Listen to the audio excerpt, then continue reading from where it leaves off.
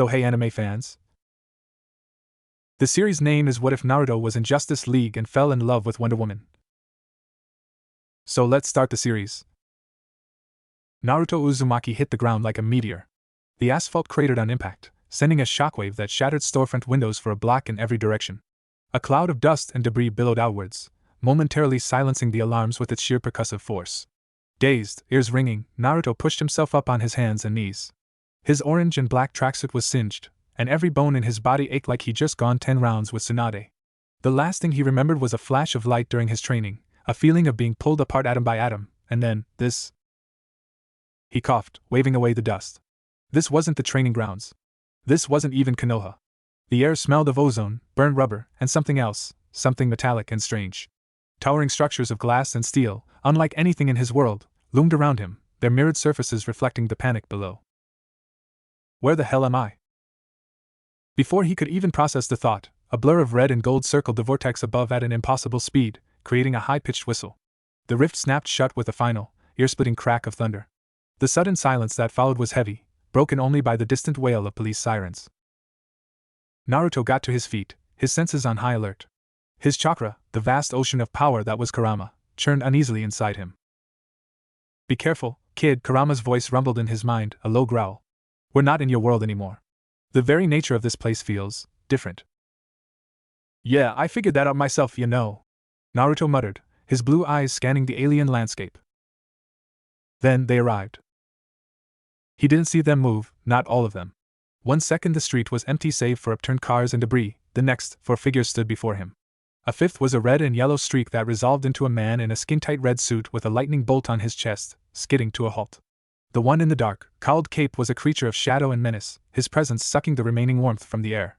Another, in blue and red with a flowing red cape, seemed to radiate a quiet, solar power that was almost blinding to Naruto's senses. A fourth, with long hair and carrying a golden trident, looked like a king of the sea, his very presence heavy with the pressure of the deep. But it was the fifth that seized Naruto's attention. She stood at the front, a warrior goddess made flesh. Golden armor gleamed over a crimson bodice, a gleaming tiara sat upon her brow, and in her hand she held a sword that glowed with an inner light. Her dark hair cascaded over her shoulders, and her eyes, the color of a stormy sea, were fixed on him with an intensity that was both challenging and assessing. Naruto's instincts, honed on 1,000 battlefields, screamed at him. These weren't random thugs. These were forces of nature. Identify yourself. The man in the dark cape commanded, his voice a low rasp that carried absolute authority. This was Batman. Whoa, his energy readings are off the charts, the Scarlet Speedster, Flash, said, his words tumbling out in a rush. I've never seen anything like it. It's like he's a walking sun, but different. A refugee, perhaps? The caped man, Superman, suggested, his posture less aggressive than the Batman's, but no less ready. The portal was a dimensional breach. Or an invader. Aquaman, the king, rumbled, hefting his trident. His landing wasn't exactly gentle. Naruto held up his hands, a gesture of peace he'd learned from Jiraiya. Look, I don't know who you guys are, or where I am. I was just training and then some crazy light show grabbed me. I'm not looking for a fight. Your energy signature suggests otherwise, Batman stated, a gauntlet hand going to his belt. Stand down and submit to a containment scan. Naruto's eyes narrowed. Containment? That word brought back bad memories of Root, of Orochimaru's labs. No way. I don't know you. I'm not letting you lock me up. He made a cross-shaped sign with his hands. It was purely instinctive, a defensive maneuver born of years of paranoia. Shadow Clone Jutsu! With a series of poofs, the air filled with smoke. When it cleared, 100 identical Narutos stood in the street, scattered across cars and rubble, all wearing the same determined scowl. The League reacted instantly. Flash's eyes widened in shock. Okay, that's new! Superman's heat vision flickered on. Aquaman swung his trident into a defensive position. Even Batman took a half step back, momentarily stunned by the sheer impossibility of it. But Wonder Woman didn't flinch. Her warrior's mind, trained by the finest strategists on Themyscira, didn't see a trick. She saw a technique, a brilliant and practical application of energy to create multiple combatants. She saw the strain on the original's face, the flicker of his eyes. He wasn't attacking, he was creating a shield. The clones surged, a tide of orange and blonde. Flash sipped through them, his molecular vibration making them disperse into smoke on contact, but for every one he dissipated, 2 more took its place. Superman used a burst of superbreath, scattering a dozen like leaves. Aquaman smashed through 3 with a single swing of his trident. One clone got close to Batman, who met it with a precise, brutal elbow strike that dispersed it with a grunt of surprise from the real Naruto. The sensation of his clones being destroyed, the feedback of their pain, was a dull throb in his mind. It was disorienting. Then, a golden lasso shot through the chaos. It didn't aim for a clone, it aimed for the real Naruto, who was trying to duck behind an overturned taxi. The lasso wrapped around his ankle, and with a sharp tug, Wonder Woman pulled him off his feet. He slammed onto the asphalt, the wind knocked out of him. Before he could move, she was there, one armored knee on his chest, the point of her glowing sword a hair's breadth from his throat. Her face was close to his, and he could see the intricate detail of her armor, the sheer power in her gaze. "Yield," she commanded, her voice steady as a rock. Naruto glared up at her, his blue eyes blazing with defiance. He could feel Kurama's chakra beginning to boil, a red-hot wave of fury ready to be unleashed. He could transform, blow them all away. But as he looked into her eyes, he saw something that made him pause. It wasn't hatred or fear. It was the same look he'd seen in Tsunade's eyes, in Kakashi's, in his own reflection. It was the look of a protector. A warrior. The red chakra subsided. He let out a breath, his body going limp. "Fine. You win." Wonder Woman's eyes widened slightly. She had felt the surge of power beneath him, a monstrous, ancient force that had stirred for a split second. It was terrifying. And yet, he had chosen to suppress it, to yield rather than unleash it on a city of innocents. She did not remove her sword, but she didn't press it closer either. Instead, she spoke, her voice softer now. "Why did you stop?" Naruto met her gaze, unwavering. "Because you're trying to protect this place. I get that. I'm the same." He gave a weak, pained grin. "Besides, you're way stronger than you look." It was the wrong thing to say, but the honesty in his voice was undeniable. Batman was already at their side, a shimmering containment tube forming in his hand. "Move aside, Diana. We need to secure him." But Wonder Woman didn't move. She looked from Naruto's honest, pain-filled eyes to Batman's unyielding cowl. A warrior's intuition, a gift from the gods themselves, whispered to her. This man was no monster. He was a soldier, lost and far from home. "No, Bruce," she said, sheathing her sword and standing up. She offered a hand to Naruto. He yielded. "He is our prisoner, but he is not our enemy. Not yet." Naruto stared at her hand for a moment, then took it. She pulled him to his feet with effortless strength. He dusted himself off, looking around at the clones that were all dissolving into smoke now that the fight was over. "Thanks," he mumbled, rubbing his ankle where the lasso had burned. "That rope thing, it's weird." "It compels the truth," she said, studying him. "And you, stranger, are full of it. But you are also full of honor. A rare combination." Superman landed softly beside them, a gentle giant. "Welcome to Earth. I'm Kal-El, also known as Superman. I apologize for the rough welcome." Naruto blinked. "Earth? Like the planet?" He looked around at the towering skyscrapers, the flashing police lights, the terrified faces peeking from behind shattered windows. A slow, dawning horror crept over him. He wasn't just in a different country. He was in a different world. "I'm Naruto Uzumaki," he said, his voice small for the first time. "From the Hidden Leaf Village. And I have absolutely no idea how to get home." The sirens continued to wail in the distance. The League stood around him, a wall of mythic power, and for the first time in his life, Naruto Uzumaki, the hero of Konoha, felt utterly and completely lost. His gaze, however, kept returning to the Amazon who had bested him. In a world of strangers, she was the only one who had looked at him not as a threat, but as a person. It was a small anchor, but in this storm, it was enough. The Watchtower, the Justice League's orbiting headquarters, was a marvel of both human and alien engineering. Naruto sat in a sterile, white interrogation room, a high-tech equivalent of the TNI division back home. He'd been poked, prodded, and scanned within an inch of his life. Batman had been particularly thorough, his questions sharp and incisive, trying to find a lie in Naruto's story about chakra, ninjas, and a village hidden in the leaves. Through it all, Naruto was honest. What was the point of lying? He was a stranger in a strange land, and the only thing he had to offer was the truth. He told them about the Nine Tails, about his dream to be Hokage, about the friends he'd left behind. He saw the skepticism in Batman's eyes, the scientific curiosity in Cyborg's, who had joined them via a holographic screen, and the quiet empathy in Superman's. But it was Wonder Woman's reactions he watched for. She stood silently by the door, her arms crossed, listening. When he spoke of sacrificing himself to save his village from pain, a flicker of respect crossed her face. When he talked of his unwavering loyalty to his friends, she uncrossed her arms, her posture softening. She understood. After hours of debriefing, Batman finally relented. His story is consistent. Cyborg's analysis of the dimensional rift confirms his origin point is elsewhere. A parallel reality. So what do we do with me? Naruto asked, looking around the table. I can't go home yet. For now, you stay here, as a guest of the League, Superman said, his voice warm and reassuring. We'll work with Cyborg and some allies on your world to find a way to reopen the rift. But it could take time. Time. The word hung in the air. Naruto's heart ached for Sakura, for Sasuke, for Kakashi-sensei. But he nodded. Okay. I understand. Thank you. You'll need to learn about our world, Batman stated, ever practical. Its customs, its threats. And we need to understand your capabilities. He looked at Wonder Woman. Diana, you're the best combat instructor we have. Teach him how to fight alongside us. Assess his skills in a controlled environment. A small smile played on Wonder Woman's lips. It was the first genuine smile Naruto had seen on her. It would be my honor. The controlled environment turned out to be the Watchtower's state-of-the-art holographic training room.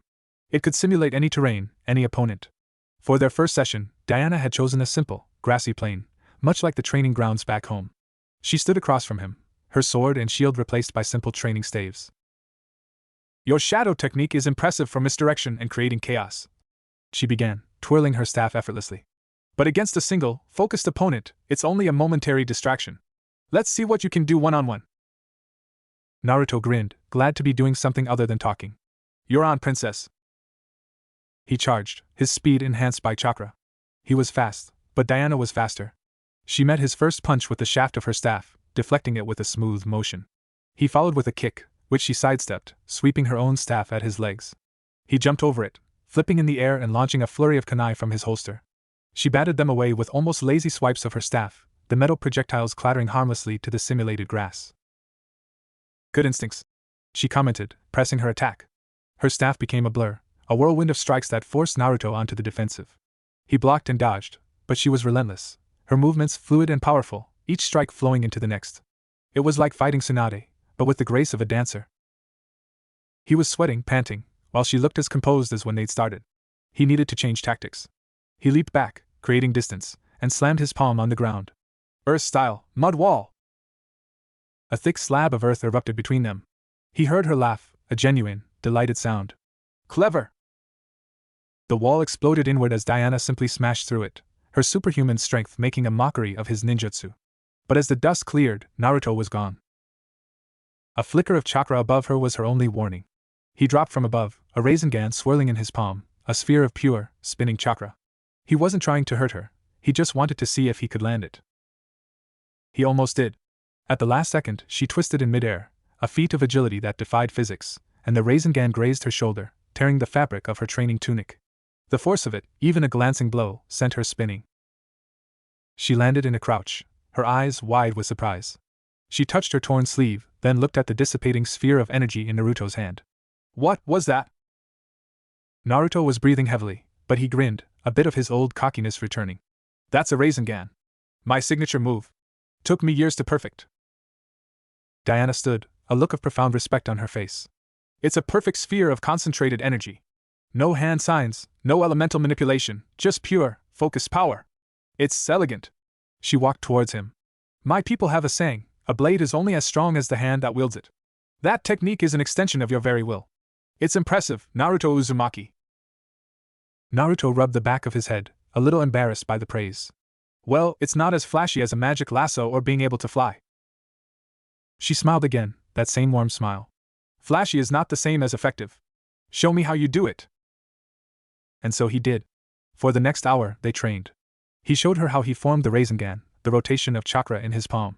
She, in turn, showed him the fundamental stances and strikes of Amazonian warfare, the importance of grounding oneself, of becoming immovable. It was a fascinating exchange. He was all improvisation and raw power, she was all discipline and precision. They were opposites, and yet, they complemented each other perfectly. After the session, they sat on the simulated grass, looking up at a perfect holographic recreation of a sunset over the Aegean Sea, a touch Diana had added. They were both tired, but it was a good tired. Your world sounds violent, Diana said quietly. It is, Naruto admitted. But it's also full of people I'd die for. That's what makes it worth protecting. I understand that better than most. she said, her gaze distant. Themyscira is my home. A paradise. But I chose to leave it to protect a world that isn't mine, because it's the right thing to do. My mother, Hippolyta, taught me that a true hero fights not for glory, but for those who cannot fight for themselves. Naruto looked at her profile, silhouetted against the artificial sunset. She wasn't just a warrior, she was a princess, a diplomat, a symbol. She carried the weight of her world on her shoulders, just as he carried the weight of his. The loneliness he'd felt since arriving suddenly felt less acute. My dad, well, my birth father, he was the same, Naruto said, his voice soft. He was the fourth Hokage, the leader of my village. He died to save us all from the Nine Tails. He gave me this power, and this burden. I never really knew him, but I feel like I'm starting to understand him. Diana turned to him, her stormy eyes meeting his blue ones. There was a deep, abiding sorrow in them, a recognition of a shared experience. To be shaped by the legacy of a parent you never knew, it is a unique kind of pain. And a unique kind of strength. They sat in a comfortable silence, two warriors from different worlds, connected by the invisible bonds of duty, sacrifice, and an unspoken understanding. For the first time since crashing into Metropolis, Naruto felt like he wasn't just a lost stranger. He felt like he had found an ally. And perhaps something more. Days turned into weeks. Naruto became a regular fixture on the Watchtower. He trained with Diana daily, their sessions evolving from simple sparring to complex tactical exercises. He learned to integrate his ninjutsu with her Amazonian combat style, creating devastating combinations. He would create a wall of shadow clones to occupy an enemy while Diana, using her lasso of truth, would single out the leader. Or she would provide an immovable defense, allowing him to gather nature energy for his sage mode. Their bond deepened with each passing day. They talked for hours in the Watchtower's observation deck, gazing at the swirling blue marble of Earth below. He told her about Irika, the teacher who first believed in him. She told her about her mother's expectations, and her aunt Antiope's brutal but loving training. He told her about the ache of Sasuke's betrayal, a wound that still hadn't fully healed. She spoke of Steve Trevor, the first man she had ever met, and the complicated feelings of love and loss that came with him. He showed me the beauty and the fragility of this world, Diana said one evening, her voice a low murmur. He was brave, and foolish, and utterly human. I will always cherish what we had. Naruto listened, understanding that she was sharing something precious. He sounds like a good guy. It's hard, losing someone you care about. She nodded. It is. But it is also a testament to the strength of the bond. The pain is the price we pay for the love. Naruto looked at her, his heart aching with a strange new feeling. It wasn't the puppy dog crush he'd had on Sakura. This was deeper, more resonant. It was respect, admiration, and a profound sense of being understood. He saw her not just as a warrior, but as a woman carrying the weight of centuries on her shoulders. You know, he said a little awkwardly. For a princess who's thousands of years old, you're really easy to talk to. Diana let out a surprised laugh, the sound bright and clear in the sterile silence of the deck. And you, for a ninja who carries a demon fox inside him, are surprisingly good at listening, Naruto Uzumaki.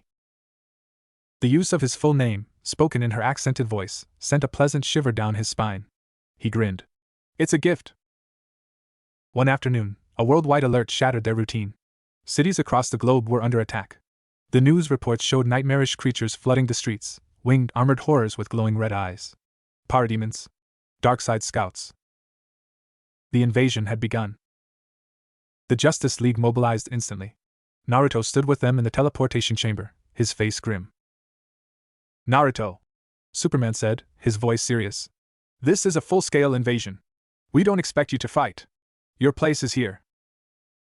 Like hell it is, Naruto snapped, his fists clenched. These things are attacking innocent people. I didn't come to this world to hide while people are dying. Diana placed a hand on his shoulder. He's right, Cal. He is a warrior. He fights. Superman looked at her, then at Naruto's fierce determination. He nodded. All right. Diana, he's with you. Protect Metropolis. We'll handle the global threat. They teleported into the heart of Metropolis. The city Naruto had first seen was now a war zone. Fires raged. Sirens blared. Parademons swooped down from the sky, snatching people off the streets. The air was filled with the screams of the terrified and the roar of alien engines. Diana didn't hesitate. She drew her sword and charged, a golden blur of righteous fury. She cut down 3 parademons with a single, arcing swing. Naruto landed beside her, his face a mask of cold rage. This was his nightmare, a village, a city under attack, and him powerless to stop it. But he wasn't powerless here. He made a cross-shaped sign. Shadow Clone Jutsu! 1,000 Narutos exploded across the cityscape. They weren't just for show. Each one was a soldier. They leaped onto the backs of parademons, driving kunai into the joints of their armor. They formed defensive circles around groups of civilians, herding them towards shelters. They used transformation jutsu to disguise themselves as fleeing people, then ambushed the pursuing demons. Naruto himself was a whirlwind of destruction. He was in his base form, conserving chakra, but his fists, enhanced with chakra, were enough to shatter parade-on armor. He moved with a speed and unpredictability that the rigidly organized alien soldiers couldn't comprehend. He saw a parade-on grab a little girl, its claws digging into her arm. Rage, hot and immediate, flooded him. In an instant, golden chakra erupted around him. He was in his nine-tails chakra mode, a luminous fox-like shroud enveloping him. He vanished and reappeared in front of the demon, a Rasengan already formed. He slammed it into the creature's chest, and it disintegrated into dust. He caught the girl before she could fall, his chakra arms gently setting her down next to her hysterical mother. "Get inside! Now!" he shouted, his voice echoing with an otherworldly timbre.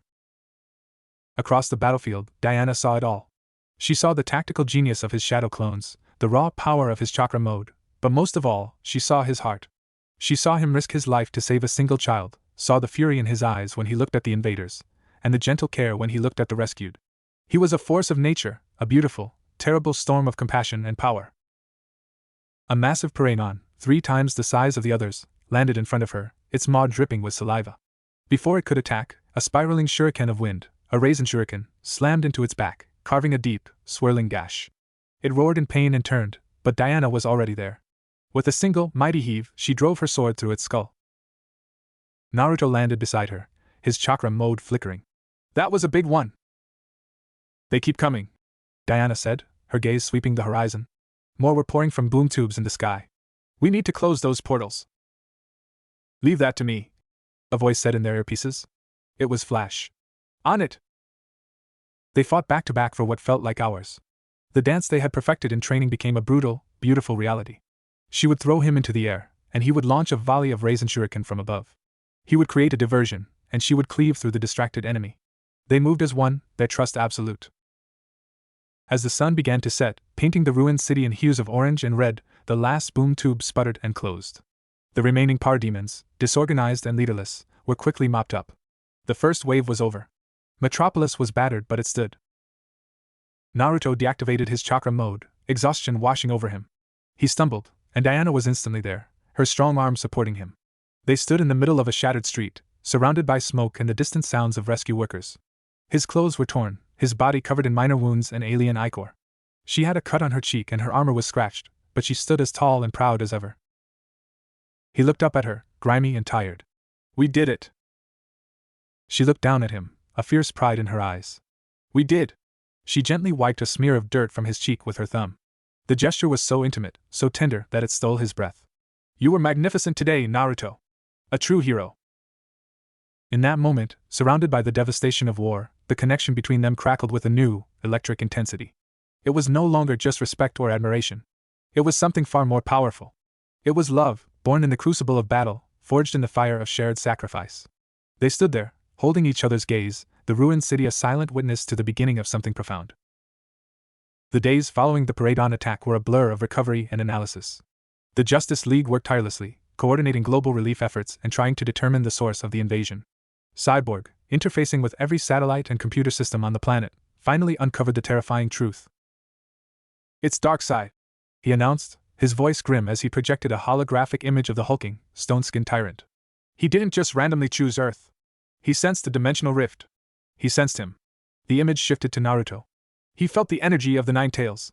It's a power source unlike anything in our universe. He wants it to power his ultimate weapon, to conquer not just one universe, but all of them." The weight of that revelation fell on Naruto like a physical blow. His presence had brought this evil to Earth. People had died because of him. The guilt was a cold, hard knot in his stomach. He was sitting alone in his quarters on the Watchtower, staring at the wall, when a soft knock came at the door. It was Diana. She entered without waiting for an answer, her expression gentle but firm. "I felt your distress from across the station," she said, sitting beside him on the small bunk. "You are blaming yourself." "People are dead because of me, Diana," he said, his voice thick. "That monster came here because of my power. If I hadn't been pulled here..." "If you hadn't been pulled here, he would have sensed the rift anyway," she countered, her voice calm and logical. And if he had come and we were without your strength, many more would have died. You saved countless lives yesterday, Naruto. You stood between this world and its enemies. That is not the act of someone who brings destruction. That is the act of a hero. He looked at her, his blue eyes searching her face for any hint of doubt. He found only unwavering belief. How do you do that? He whispered. Do what? Always know the right thing to say. Always be so strong. A shadow of sadness crossed her face. I am not always strong. I have known doubt, and fear, and despair. But I have also known that giving in to them helps no one. My strength is not in never falling, Naruto. It is in always getting back up. And I will help you get back up, for as long as you need me. The sincerity in her voice broke something inside him. He leaned into her, and she wrapped her arms around him, holding him close. It wasn't a romantic embrace, not yet. It was the embrace of one warrior comforting another, of a friend offering shelter from a storm. He felt the steady beat of her heart, strong and sure, and for the first time since arriving, the guilt and fear began to recede. They spent the rest of the evening together, not training, not talking about the war. They just were. She told him stories of the gods of Olympus, of Hercules' 12 labors and Ares' bloody madness. He told her about the pranks he used to pull as a kid in the academy, and the time he and Shikamaru painted the Hokage monument. She laughed, a genuine, hearty laugh that lit up the room. For a little while, they were just a man and a woman, not a Jinchuriki and a princess, and the universe outside their door didn't exist. The next morning, the training resumed, but with a new, desperate edge. The clock was ticking. The next attack would be bigger. Diana introduced him to new weapons, the Amazonian shield, the spear. She taught him how to use his chakra to augment their use, to make his blocks stronger and his throws more precise. He, in turn, showed her how to sense chakra, to feel the flow of energy in all living things. It was a concept foreign to her, but with her divine heritage and warrior's discipline, she grasped it quickly. It's like a sixth sense, she said, closing her eyes and concentrating. I can feel you, a bright bonfire. And the others? Superman is like a sun, Arthur is a deep ocean, Bruce is a cold, sharp stone. Naruto grinned. That's pretty good for a first try. He also began teaching her some simpler jutsu. She couldn't mold chakra the same way he could, but her divine nature gave her a reservoir of internal energy that was surprisingly adaptable. He taught her the principles of the transformation jutsu, and after a few days of intense concentration, she managed to shimmer and change her appearance for a few seconds. When she turned back, she had a look of pure wonder on her face. Incredible, she breathed. To reshape one's own form, it is a power reserved for gods like Circe. And you do it with a simple hand sign? Well, it's not simple, he said, laughing. It took me years to get it right. But you're a fast learner, princess. Their training sessions became longer, more intense, but they were also filled with laughter and a growing, undeniable intimacy. A touch on the arm to correct a stance lingered a moment too long. Their eyes would meet across the training room, and a silent understanding would pass between them. They were falling, and neither of them wanted to stop it. One evening, after a particularly grueling session, they sat on the observation deck again, exhausted but content.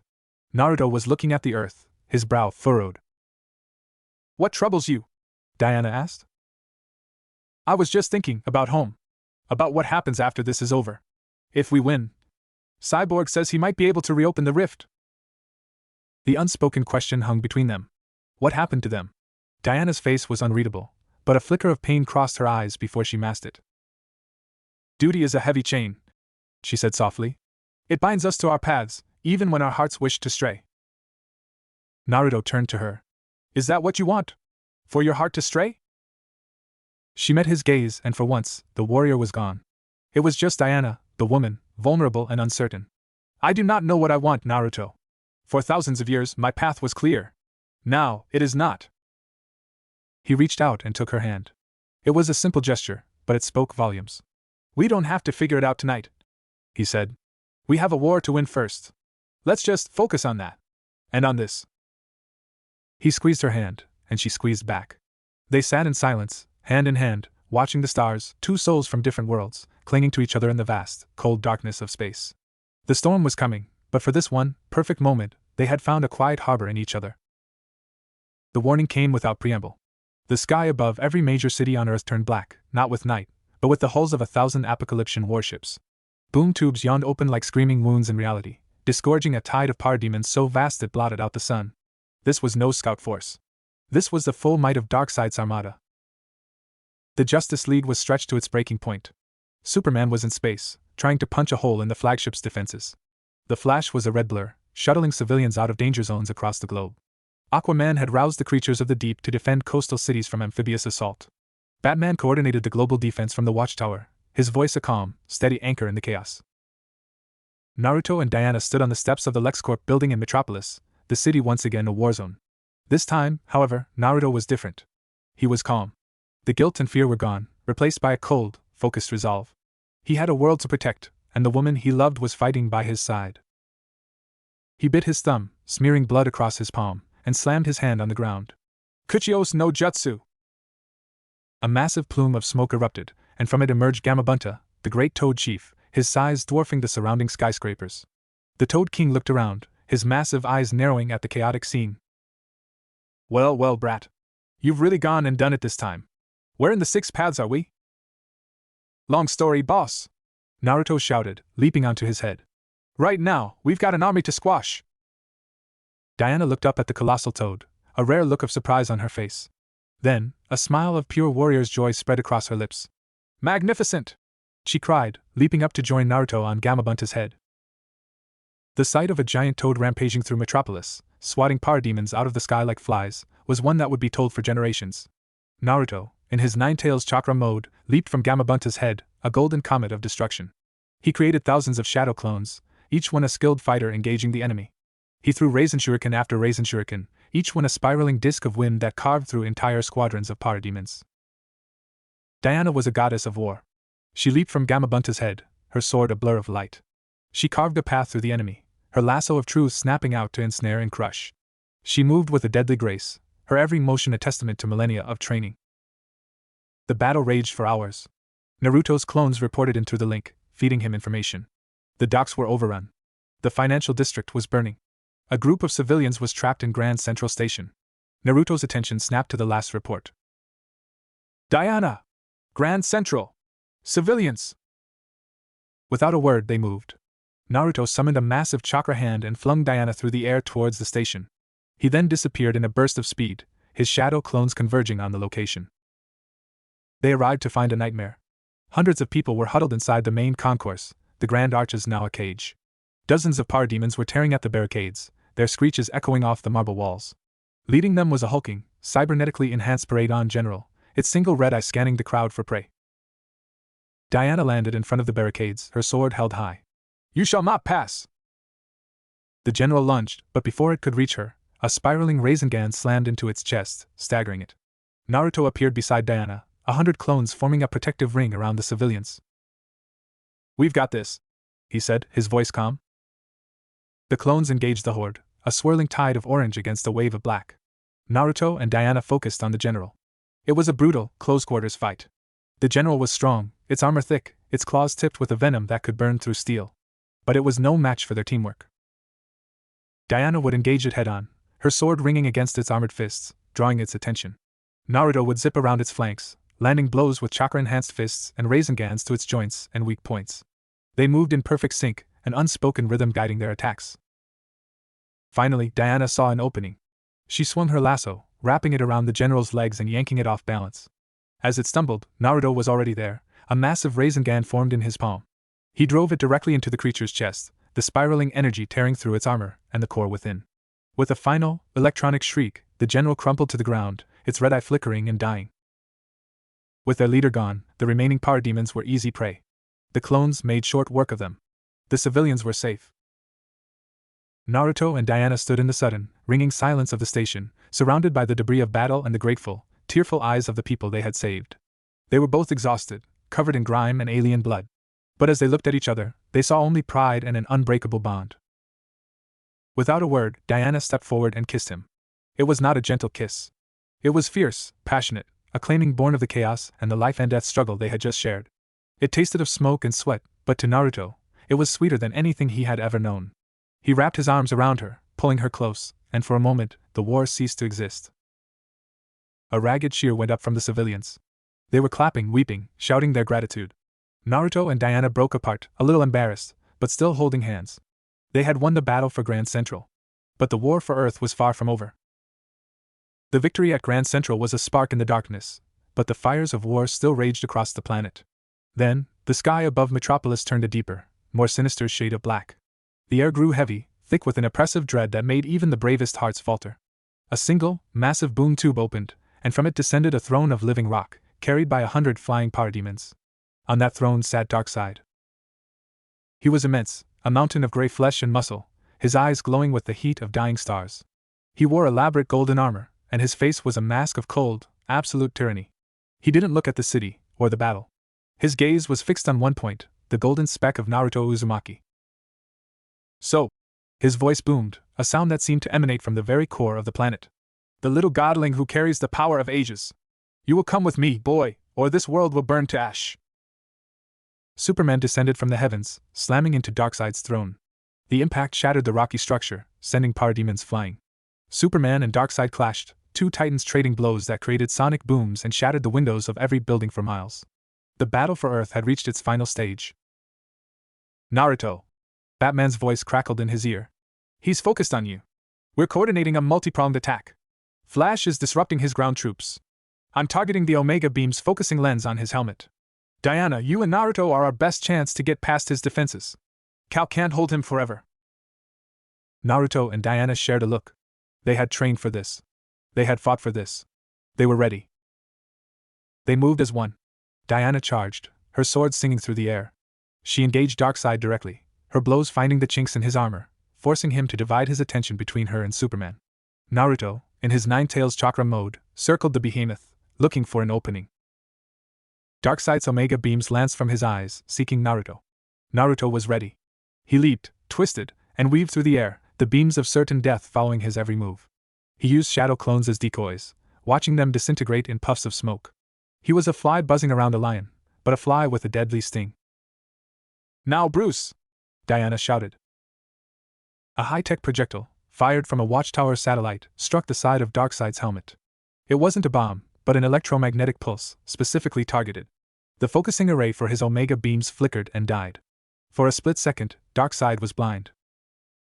It was all the opening Naruto needed. He gathered nature energy, the statuesque markings of sage mode appearing around his eyes. He formed not one, but two Raisin Shuriken, the wind chakra in each one howling with barely contained power. He shot forward, a golden-green blur, and slammed both spinning discs directly into the back of Darkseid's knees, the only joints not covered by the thickest armor. The Omega effect was gone, but his body was still vulnerable. The Raisin Shuriken detonated, a maelstrom of microscopic wind blades that shredded the tendons and cybernetics in both legs. For the first time in millennia, the god of evil stumbled. He roared in pain and fury, a sound that shook the very foundations of the city. He fell to one knee. And in that moment of vulnerability, Wonder Woman struck. She leaped, putting all of her Amazonian strength, all of her divine power, into one final, desperate blow. Her sword, the God Killer, plunged deep into the exposed gap between his chest plate and his shoulder pauldron, piercing the heart of the tyrant. Darkseid froze. The glow in his eyes dimmed. He looked down at the woman who had dealt the blow, and then at the golden ninja who had brought him low. For a single, terrible moment, his gaze held a flicker of something that might have been respect. Then, with a final, guttural sigh, the Lord of Apocalypse toppled forward, his immense form crashing into the ruins of Metropolis. The ground shook. The sky began to clear. The parademons, suddenly leaderless and panicked, began to flee back through the boom tubes, which sputtered and died one by one. Silence descended. An exhausted, disbelieving silence. Then, a cheer went up. It started with the civilians in the shelters, spread to the rescue workers, and was finally taken up by the heroes themselves. They had won. They had defeated Darkseid. Naruto deactivated his Sage mode, his chakra reserves utterly depleted. He stumbled, and again, Diana was there, catching him. She was bleeding from a dozen wounds, her armor was in tatters, but her eyes shone with a fierce, triumphant light.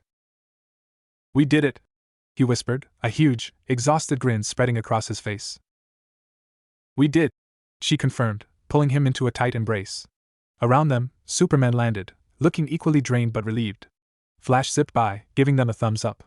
Even Batman's voice over the comms had a hint of warmth. "Good job, everyone." They had saved the world. But as Naruto held Diana, looking at the devastation around them, a cold knot of dread formed in his stomach. The war was over. Which meant it was time to go home. The weeks following Darkseid's defeat were a blur of celebrations, rebuilding, and tearful reunions. Naruto was hailed as a hero across the globe. He was invited to appear on news programs, to speak at the United Nations. He handled it all with his characteristic energy, but a shadow lurked behind his blue eyes. He knew the clock was ticking. Cyborg, with the help of Mr. Terrific and other brilliant minds, had been working tirelessly on a way to recreate the dimensional rift. One evening, as Naruto and Diana watched the sunset over a partially rebuilt metropolis from a rooftop, Cyborg's voice came through the small communicator Diana wore on her wrist. "Naruto, Diana. I've got news. We've stabilized the dimensional frequency. I think I can open the rift. Send him home." The words hung in the air, heavier than any blow Darkseid had thrown.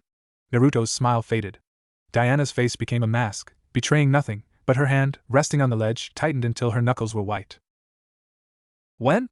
Naruto asked, his voice flat. "Tomorrow morning. I'll need to channel a massive amount of energy. We'll do it from the same spot in Metropolis where you first arrived. The dimensional scar is thinnest there." Naruto looked at Diana. She was staring out at the city, her profile sharp against the deepening twilight.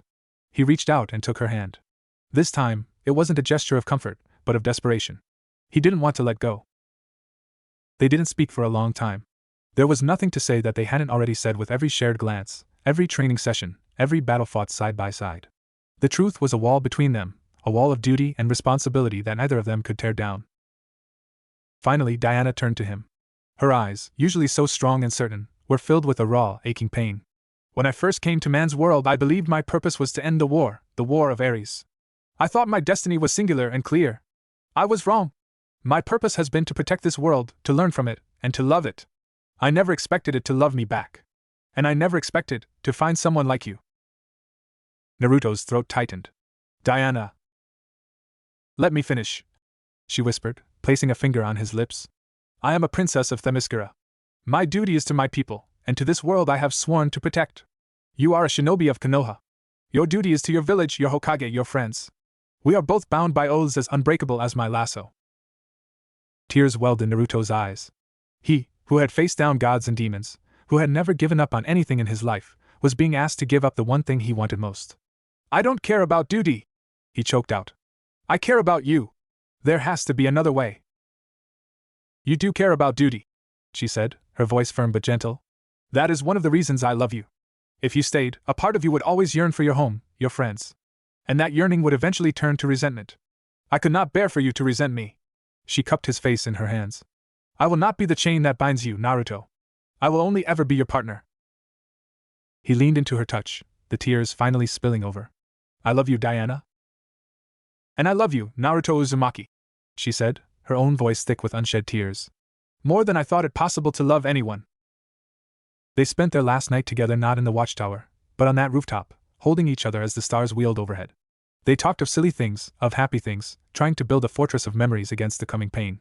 They spoke of his dream of being Hokage, and she promised to one day visit a village hidden in the leaves, if the fates ever allowed it. They didn't sleep. They couldn't bear to waste a single second. As the first light of dawn began to paint the sky, they knew their time was up. They made their way to the crater in Metropolis. The League was already there: Superman, Batman, Flash, Aquaman, and Cyborg, who stood next to a humming piece of machinery that crackled with unstable energy. Their faces were a mixture of pride and sorrow. Superman stepped forward and clasped Naruto's arm. "The world owes you a debt we can never repay, my friend. You will always have a home here." One by one, the heroes said their goodbyes. Even Batman gave a curt nod that, from him, was a declaration of profound respect. Finally, only Naruto and Diana remained, standing at the edge of the crater. Cyborg's machine whined, and the air above the crater began to twist and shimmer, the same sickly violet and electric blue of the rift that had brought him here. "It's time," Cyborg said softly. Naruto turned to Diana. He looked into her eyes, trying to memorize every detail, the way the morning light caught the flecks of silver in her irises, the strength in her jaw, the softness of her lips. He couldn't speak. The words were trapped in his throat. Diana, however, was a princess. She would not crumble. She stood tall, her back straight, her gaze unwavering. She reached up and removed her tiara. She took his hand and pressed the cool metal into his palm. "This is the symbol of a princess of Themyscira," she said, her voice strong and clear. "Keep it, as a reminder that heroes from different worlds may be separated by distance, but courage and love exist across every universe." Naruto looked at the tiara in his hand, then back at her. He took a shuddering breath, forcing the words out. "I will come back. I don't know how or when, but I will find a way. I promise you, Diana. That is my ninja way." A single, perfect tear escaped her eye and traced a path down her cheek. She nodded. I will be waiting. He stepped forward and kissed her one last time. It was a kiss of promise, of undying devotion, of a love that defied the laws of reality itself. Then, he pulled away, his heart shattering into a million pieces. He turned, and without looking back, he leaped into the swirling vortex. The light consumed him. Diana stood at the edge of the crater, the wind whipping her dark hair around her face, watching as the rift closed with a final, echoing crack. The sky was clear and blue. The birds were singing. The world was at peace. Wonder Woman stood alone, the greatest warrior of Themyscira, and let the tears fall. She looked up at the empty sky, and a small, sad smile touched her lips. He was gone. But he had promised. And she would wait. For a day, a year, a century. She would wait. The familiar, sickening feeling of being pulled apart and reassembled washed over Naruto. He landed hard on soft grass, the scent of pine and wildflowers filling his senses. He was in a clearing, the trees of the training grounds looming around him. He was home. He looked down at his hand. Diana's tiara gleamed in the afternoon sun. The reality of it hit him like a physical blow. He was back in Konoha, surrounded by everything he knew and loved. But a gaping hole had been torn in his heart. Sakura found him first. She was overjoyed, crying and hugging him, scolding him for disappearing for 3 months. 3 months. For him, it had felt like a lifetime. Kakashi appeared next, his single eye crinkling in a smile, though he could sense the profound change in his student. Even Sasuke, who had recently returned to the village, gave him a long, searching look, sensing a new depth of sorrow in his eternal rival. Naruto threw himself back into village life. He resumed his training, took on missions, spent time with his friends. On the surface, he was the same loud, boisterous Naruto. But those closest to him noticed the change. He would sometimes fall silent, staring off into the distance, a look of profound sadness in his eyes. He had nightmares, not of monsters, but of a woman with stormy gray eyes, reaching for him as he was pulled away. He never talked about it. How could he explain? That he had fallen in love with a princess from another world, a warrior goddess who had shown him a love he never thought possible? They would think he was crazy. So he kept the tiara hidden in his apartment, a secret treasure he would take out and hold on the loneliest nights, the metal warm against his skin. Years passed. Naruto Uzumaki, the hero of the Fourth Great Ninja War, achieved his dream. He became the 7th Hokage. He married Hinata Hyuga, a gentle soul who loved him unconditionally and gave him a beautiful family. He was happy. He had everything he had ever wanted. But a part of him, a small, quiet part, always remained in Metropolis. He would sometimes look up at the night sky and wonder if, in some distant galaxy, a warrior princess was looking at the same stars. He never forgot her promise, or his own. In the Hall of Justice, on a quiet Tuesday afternoon, Diana was going over some League reports. The memories of that time were softer now, less a sharp pain and more a gentle ache. She had moved on, as immortals must. She had fought countless battles, made new friends, and continued her eternal mission. But she, too, had never forgotten. Suddenly, an alarm blared through the hall. A massive energy spike, originating from the exact same coordinates in Metropolis. Her heart lurched. She was on her feet and out the door before she even processed the thought. She arrived at the old crater site, now a memorial park. The air was twisting, shimmering with that familiar violet and blue light. A boom tube? No, it was different. It was the rift. Superman landed beside her, his expression wary. Batman was already there, analyzing the energy signature from the shadows. Flash zipped to a stop. The rift grew larger, brighter. And then, a figure stepped through. He was older. His face was etched with the lines of leadership and responsibility. His orange jumpsuit was replaced by the white and red robes of the Hokage, a signature coat with the kanji for 6th, actually 7th, but the translation was close, emblazoned on the back. His blue eyes, still bright, scanned the assembled heroes before locking onto her. Naruto Uzumaki, the 7th Hokage, stood before the Justice League once more. He looked at Wonder Woman, and a smile, the same goofy, genuine smile she remembered, spread across his face. "Hey," he said, his voice rough with emotion. "I told you I'd find a way. It just took me a few years to figure out how. And I had to wait for the technology on my end to catch up." He held up a small, chakra-powered device, a gift from the combined minds of Konoha's tech division. "Took a lot of work, but a promise is a promise." Diana stared at him, her mind reeling. He was here. He was real. He was older, wiser, bearing the weight of his world on his shoulders just as she bore hers. He was the Hokage. He was a leader, a husband, a father. He saw the flicker of questions in her eyes, the unspoken words. He nodded slowly, a silent acknowledgement of the lives they had both lived, the paths they had taken. He wasn't here to disrupt her world or his. He was here for one thing only. He walked towards her, stopping just a few feet away. He reached into his robe and pulled out her tiara, holding it out to her. I kept it safe. Just like I promised. She looked at the tiara, then at him. The years melted away. She saw the same lost boy who had crashed into her world, the fierce warrior who had fought by her side, the man who had loved her with a love that transcended universes. She took the tiara, their fingers brushing. The touch was electric, a jolt of pure, undeniable connection. She didn't put it on. She just held it, her eyes never leaving his. You came back, she whispered. I told you I would, he said, his voice thick. I know things are different. I know we have responsibilities, lives. But I couldn't. He trailed off, struggling to find the right words. I just needed you to know that I kept my promise. That it was real. That we were real. A single tear traced a path down Diana's cheek, just as it had all those years ago. But this time, it was followed by a smile. A radiant, breathtaking smile that lit up her entire face. She reached out and placed a hand on his cheek, feeling the new lines on his face, the strength that had only deepened with time. It was real, she confirmed. It is real. They stood there, two heroes from different worlds, their hands touching, their eyes locked. They were not the same people who had parted in this very spot. They were shaped by duty, by time, by love and loss. But the core of who they were, the bond that had been forged in the fires of battle and tempered by years of separation, remained unbroken. They did not kiss. That moment had passed. But they shared something perhaps even more powerful, a quiet understanding, a deep and abiding respect, and a love that would forever transcend the boundaries of space, time, and reality. They were the shinobi of Konoha and the princess of Themyscira, and their story, a tale of two worlds bound by a single, unbreakable bond, would be whispered among heroes for generations to come. Superman, watching from a distance, placed a hand on Batman's shoulder. The Dark Knight said nothing, but a rare, almost imperceptible smile touched the corner of his mouth. The Flash was already crying happy tears. The sun shone down on Metropolis, a city that had seen its share of miracles. And on this quiet Tuesday afternoon, it witnessed another one, the reunion of two hearts, separated by the vastness of existence, finally finding their way back to each other. The promise was kept. The bond endured. And that was enough. The days that followed Naruto's return moved like a dream, or perhaps a waking nightmare, depending on the hour.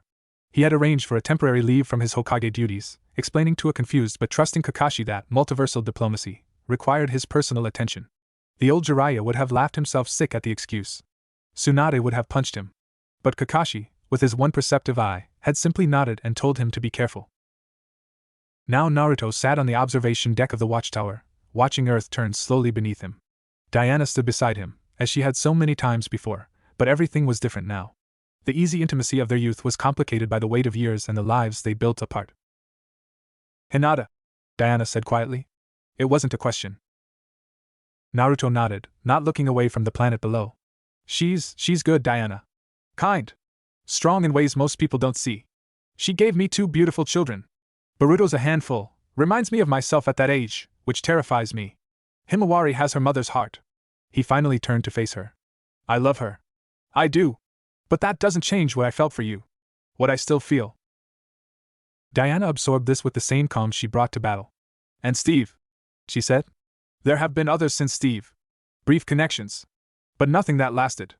The immortal's curse, perhaps. We watch everyone we love grow old and fade while we remain. She paused. I have not married Naruto. I have no children. My duty has been enough. Until now. The words hung between them, heavy with implication. Diana, I'm not here to. Naruto started. I know why you're here. She interrupted gently. You came to keep a promise. To prove that what we shared was real. That is enough. More than enough. They fell silent again, but it was a comfortable silence, the kind that only exists between people who have already said everything that matters. Below, in the Watchtower's main hub, Batman was not being comfortable. This is unprecedented, he growled, his fingers flying across holographic displays. He's a foreign head of state from a parallel dimension. We can't just let him wander around. Superman leaned against the console, arms crossed, an amused expression on his face. He saved the planet, Bruce.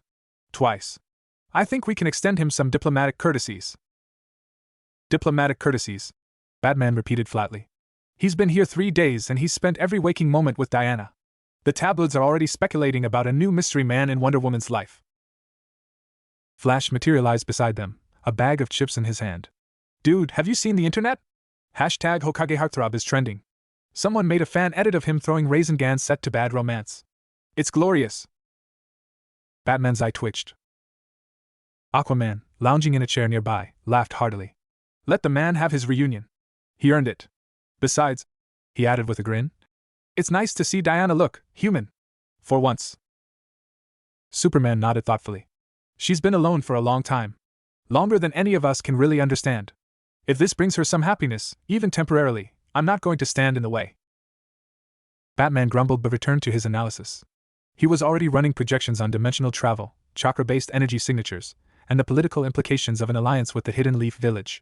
Because that's what Batman did. He planned for everything. Even love.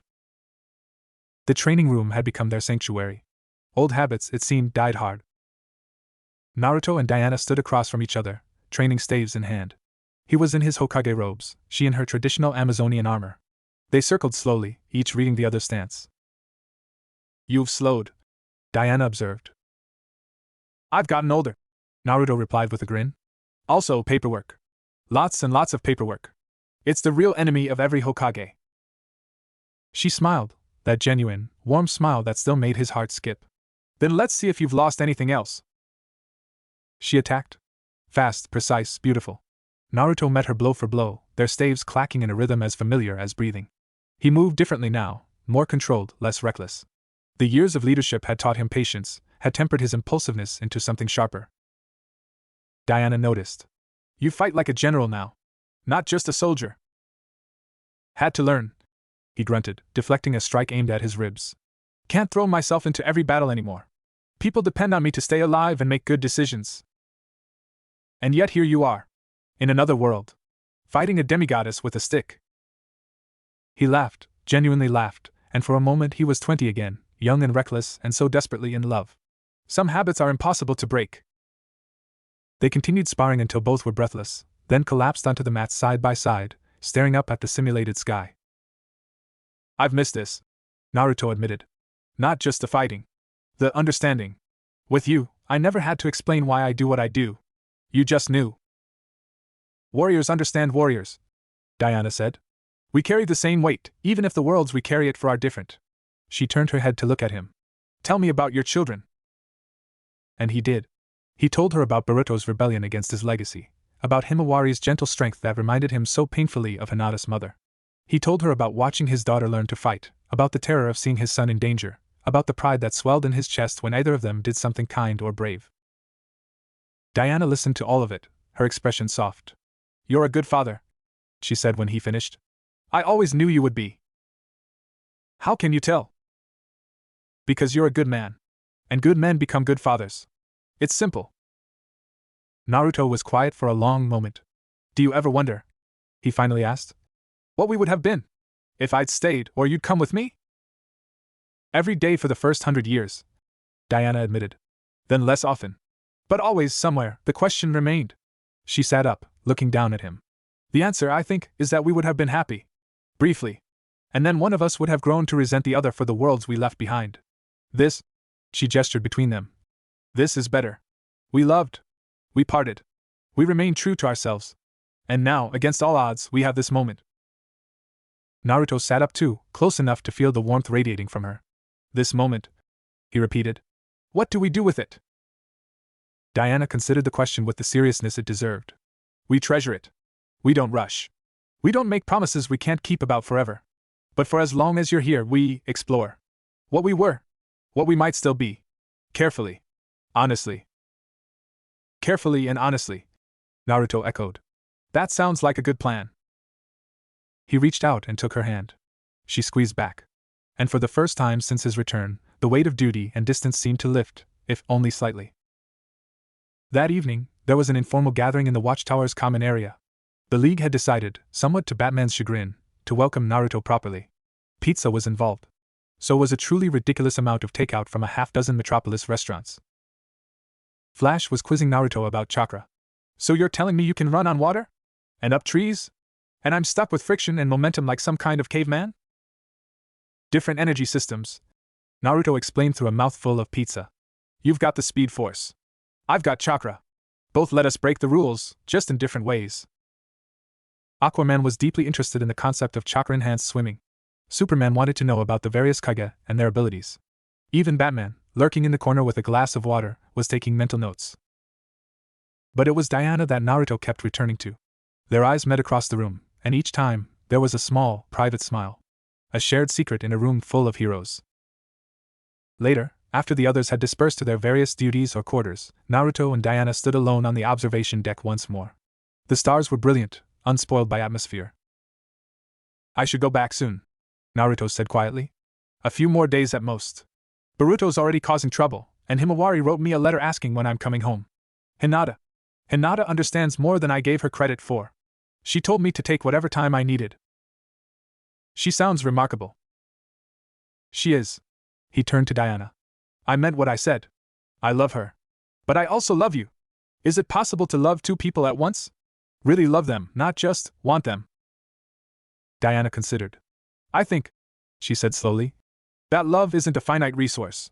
The heart expands to accommodate whoever it holds. The question isn't whether you can love us both. The question is whether you can be true to us both. To her, and to whatever this is. Naruto was quiet for a long moment. Then he reached into his robes and withdrew a small scroll, tied with a red string. He pressed it into her hands. What is this? Diana asked. A jutsu. One I developed with some of our best sealing experts. It's keyed to my chakra signature. He met her eyes. If you ever need me, truly need me, break the seal. It'll create a temporary rift, just long enough for me to come through. It only works once, so save it for something important.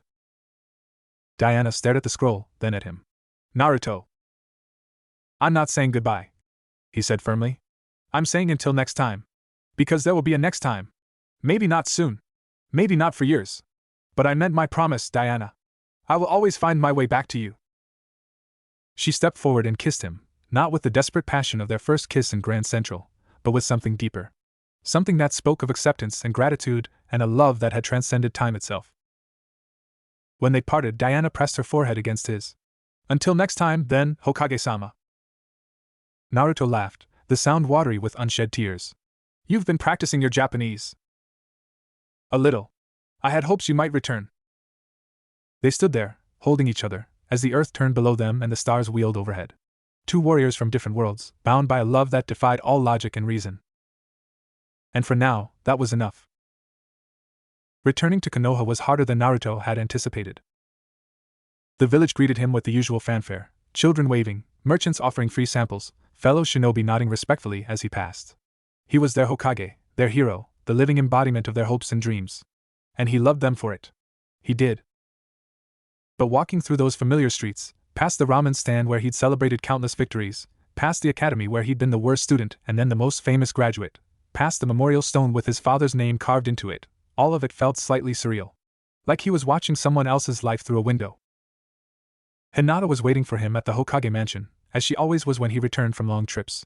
She stood in the doorway, her dark hair pulled back simply, their daughter Himawari clinging to her leg and their son Boruto conspicuously absent. Welcome home, Naruto-kun, Hinata said softly, and her gentle smile was so full of unconditional love that his heart cracked a little. I'm home, he replied, and meant it. That night, after Himawari had been tucked into bed and Boruto had been located, training with Sasuke, of course, because his son apparently wanted to be exactly like his godfather, Naruto and Hinata sat on their porch, watching the stars. You seem different, Hinata observed. Peaceful. And sad. Both at once. Naruto marveled, not for the first time, at how well she could read him. Her Byakugan wasn't needed, she simply knew him, perhaps better than anyone ever had. I met someone, he said quietly. In that other world. A long time ago, when I first got pulled through. We loved each other. As much as two people can, in the middle of a war. Hinata was silent, her expression unchanged. Waiting. I went back to see her, he continued. To keep a promise. And to, I don't know. Find closure? Find something. He turned to face his wife. I love you, Hinata. You're my partner, the mother of my children, the person I chose to build a life with. But she's part of me too. She always will be. And I needed you to know that. Honestly. Because you deserve honesty. Hinata was quiet for a long moment. Then, slowly, she reached out and took his hand. I've always known, she said softly. When you came back from that first disappearance, you were different. Grieving something I couldn't see. I didn't ask because I trusted you to tell me when you were ready. She squeezed his hand. Thank you for trusting me now. You're not angry? I'm hurt, she admitted. A little. But mostly, I'm grateful. Grateful that you loved someone so deeply. Grateful that you came home to me anyway. Grateful that you're honest enough to tell me the truth. She leaned against his shoulder.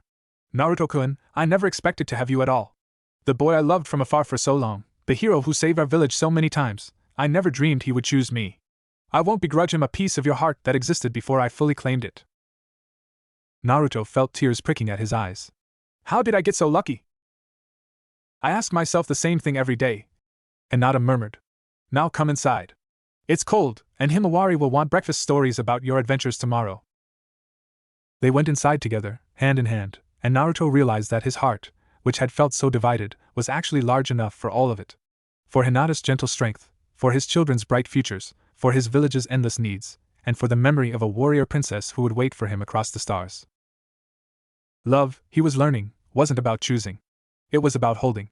All of it. Everyone. Forever. 6 months later, in the hidden village of Konoha, the Hokage's office received an unusual visitor. The woman was tall, dark-haired, and moved with a grace that made even the most seasoned ANBU operatives tense.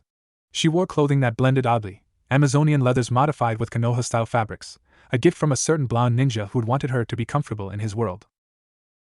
Diana of Themyscira stood before the Hokage's desk, a small smile playing on her lips. I had to see it, she explained. Your world. Your village. The place that made you who you are.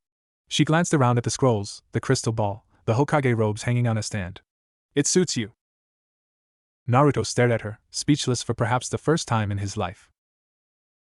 Diana, how? The scroll was for emergencies. I may have modified it.